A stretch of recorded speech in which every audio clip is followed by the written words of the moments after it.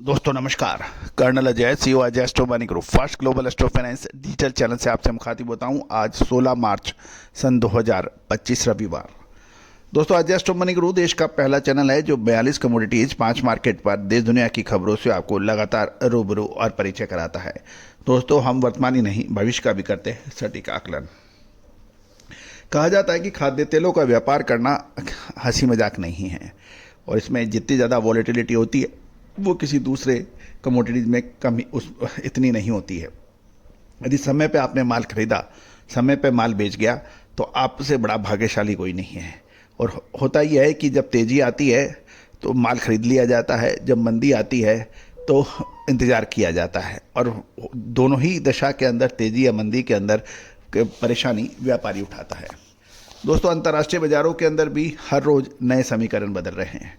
एक तरफ टैरिफ वार हो रहा है, बायोडीजल की बातें हो रही हैं, दूसरा प्रोडक्शंस के अंदर फ़र्क आ रहा है, स्ट्राइक और कभी होती है कभी बंद हो जाती है, लगभग करेंसी डिफरेंसेज आ रहे हैं, तो 25 तरह के समीकरण बिगड़ रहे हैं। इससे काफ़ी हाईएस्ट वॉलेटिलिटी हो रही है।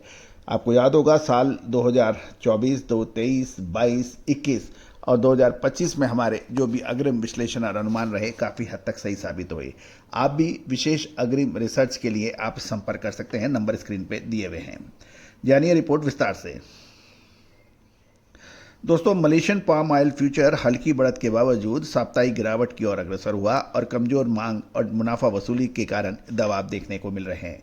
मलेशियन पाम ऑयल वायदा गुरुवार को शुरुआती गिरावट के बाद मामूली बढ़त के साथ कारोबार कर रहा था, लेकिन साप्ताहिक नुकसान की ओर अग्रसर रहा क्योंकि मुनाफा वसूली और प्रमुख इंपोर्टर्स द्वारा कमजोर मांग से बाजारों में दबाव देखने को मिला। मलेशियन बुर्सा डेरिवेटिव एक्सचेंज पर बेंचमार्क मई पाम ऑयल अनुबंध 1 रिंगिट या 0.02% बढ़कर 4540 रिंगट यदि डॉलर टर्म में देखा जाए तो $1021.300 प्रति मैट्रिक टन पर पहुंचा, जो दिन के निचले स्तर 4500 रिंगट से रिकवर हुआ।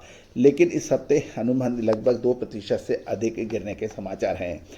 शॉर्ट टर्म के अंदर कम उत्पादन और डलियन वेज ऑयल वायदे में मजबूती से पाम ऑयल को समर्थन मिल रहा है, लेकिन कुल मिलाकर दबाव देखा जा रहा है। अप्रैल से पाम ऑयल का मौसमी उत्पादन बढ़ने और दक्षिण अमेरिका से सोया ऑयल की सप्लाई में बढ़त की संभावनाओं से बाजार ऊपर दबाव देखा गया है। इसके अलावा कच्चे तेल की कीमतों में भी गिरावट से बायोडीजल की खपत प्रभावित होने की आशंका लगाई जा रही है, जिससे वेज ऑयल की औद्योगिक डिमांड कमजोर हो सकती है। इन कारकों को देखते हुए बीएमडी पाम वायदा आगे दबाव में रहने की संभावना है, ऐसा कहना है कुछ व्यापारियों का। बाहरी बाजार में डालियन का सबसे सक्रिय सोया ऑयल वायदा 1.82% चढ़ा, जबकि पाम ऑयल अनुबंध 0.77% की बढ़त दर्ज की गई।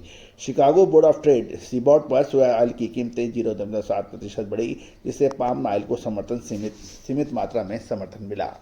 दोस्तों अब महत्वपूर्ण यह है कि एक तरफ मलमास लग गए हैं, दूसरी ओर रमजान की डिमांड अब आगे, तो बहुत सारे ऐसे कारक हैं जो कि तेलों के उतार चढ़ाव के ऊपर हमें ध्यान रखने को मजबूर करती है। दोस्तों यदि आप खाद्य तेलों के व्यापारी हैं, मिलर्स हैं, इंपोर्टर्स हैं या फिर मिलर्स हैं, तो हमारी विशेष अग्रिम जानकारी आपके लिए फ़ायदेमंद साबित हो सकती है। दोस्तों कहा जाता है कि व्यापार किस्मत का है, व्यापार ज्ञान का है, व्यापार विश्लेषण का है, व्यापार वित्तीय संगठन का है और इन सब पे भारी जो है विश्लेषण है। तो आप भी विशेष अग्रिम रिसर्च रिपोर्ट के लिए यदि आप चाहें तो आप संपर्क कर सकते हैं, नंबर स्क्रीन पे दिए हुए हैं। All the very best, good luck, happy trading.